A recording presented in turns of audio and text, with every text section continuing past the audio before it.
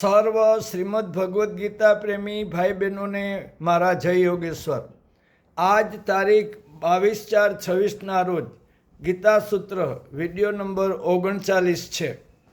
આજે આપણે પુનિત સેવા ટ્રસ્ટ તથા જનકલ્યાણ સામૂહિકમાં પુનિત પદ રેણુના આમંત્રણને માન આપીને 1972થી 1997 સુધી 25 વર્ષની લાંબી યાત્રામાં 151 ગીતા વિશેના ગીતા અમૃતમ નામના મેગેઝિનમાં જે લખેલા છે લેખો તેની વાત કરવી છે।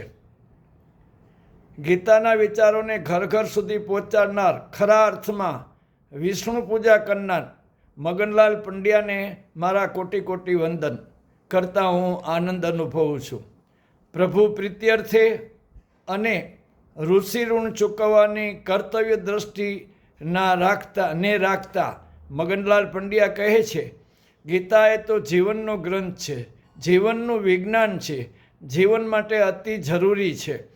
ત્યારે એવી વાતો સાંભળીને માણસ ગીતા વિશે કંઈક જાણવા, સમજવા અને પછી શક્ય હોય તો પોતાને જીવનમાં ઉતારવાનો પ્રયત્નની ઈચ્છા કરે।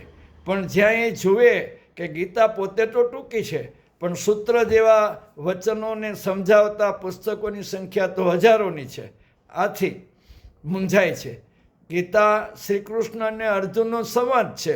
ગીતાના આ બંને પાત્રો એમાં બોલે છે।